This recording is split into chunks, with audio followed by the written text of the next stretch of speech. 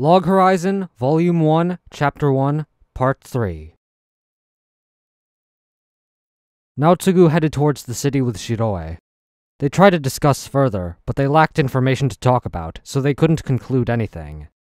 They needed to focus on getting information for now. This was common sense while playing Elder Tales, but they weren't sure if it was applicable now. To play it safe, Naotsugu and Shiroe formed a party. Parties were a good way for people to interact. It meant a battle team.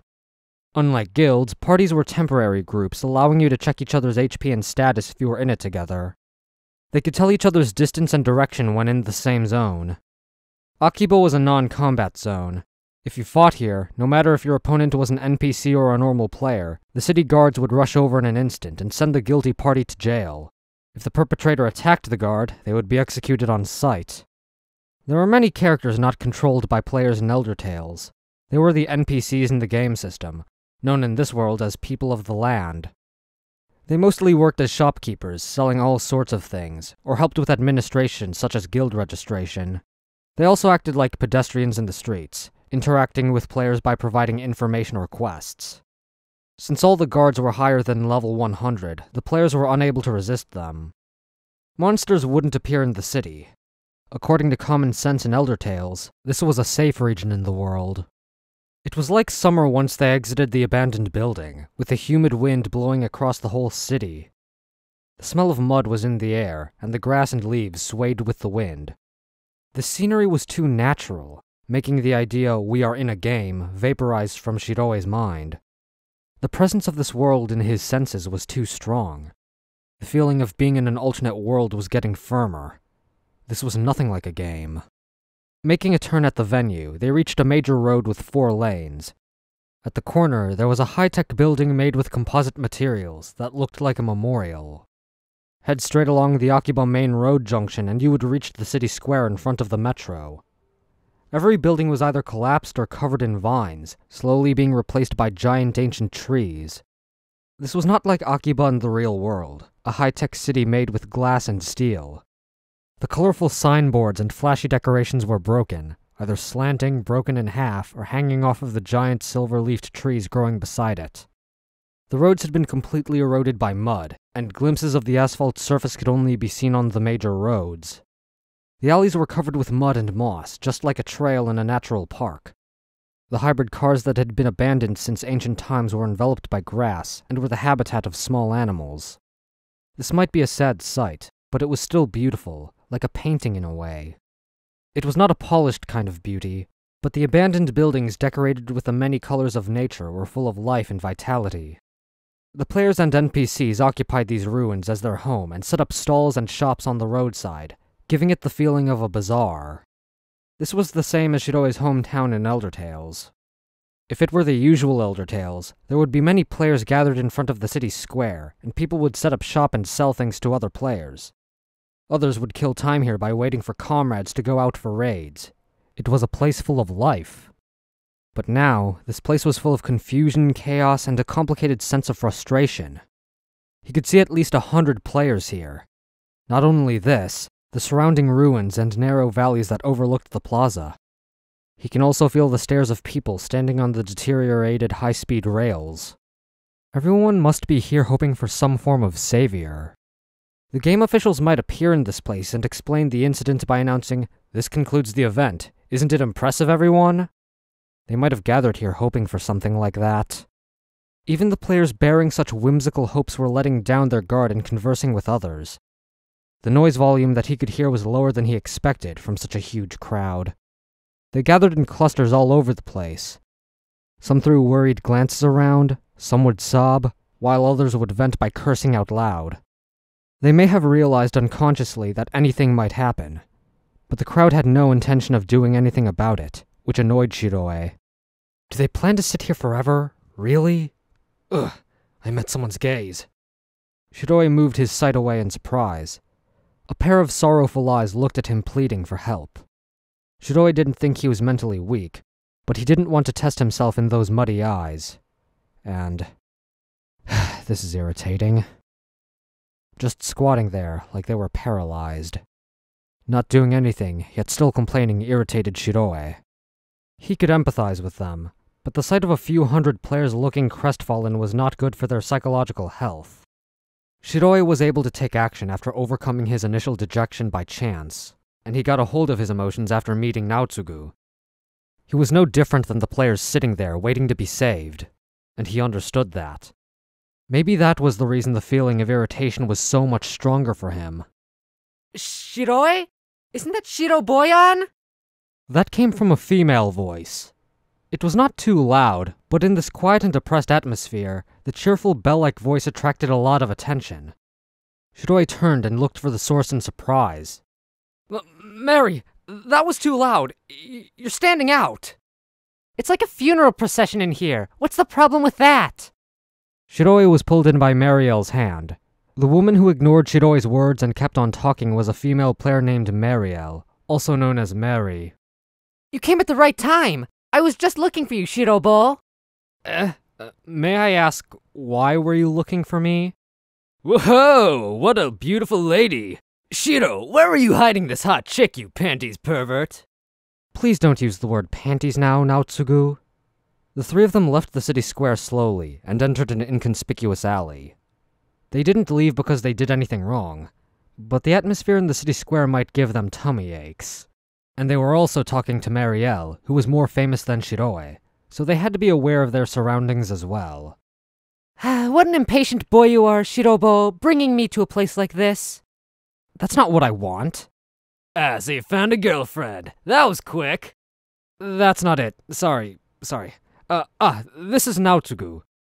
I'm Naotsugu, friend of Shido. How may I address you? I am Maryelle. You can call me Marie or Mary. Wow, Naotsugu-yan is handsome too. You guys are a combo? Maryelle laughed gently. Although Shiroe was observing her and trying to see if she had any hidden meaning behind this, there was no sign of malicious intent in her smiling face. She was hard to deal with because she meant what she said. Maryelle, who was smiling so warmly despite the situation they were in, was a cleric. There were 12 classes in Elder Tales. All the players, meaning all the adventurers, had to choose one of these classes to begin their adventure. Among the 3 healer classes, clerics had the strongest healing abilities. Healers helped survivability, but were weak in attack, a class suitable for adventuring with parties but not acting alone. The principle of the healer class was to assist others.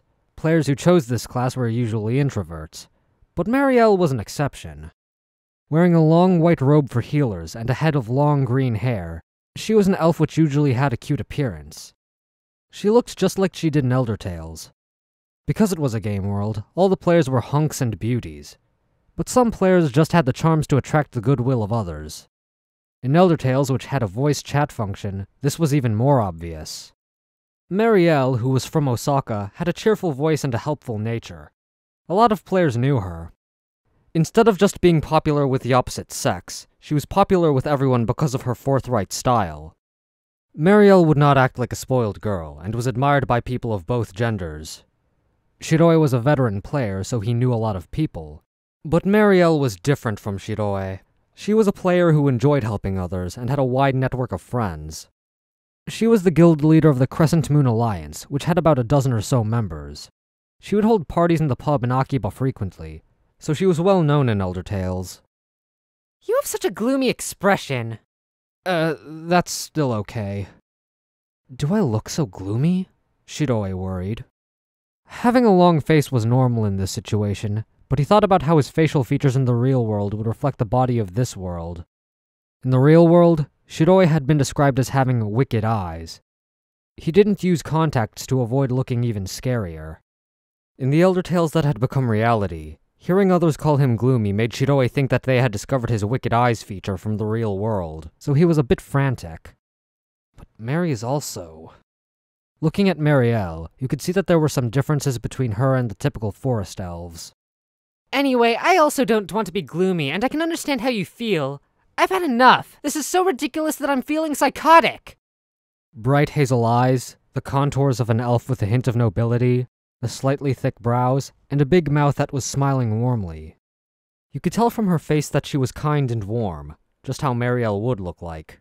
He had never seen Maryelle in person before, but Shiroe could feel that, aha, this is indeed Mary feeling.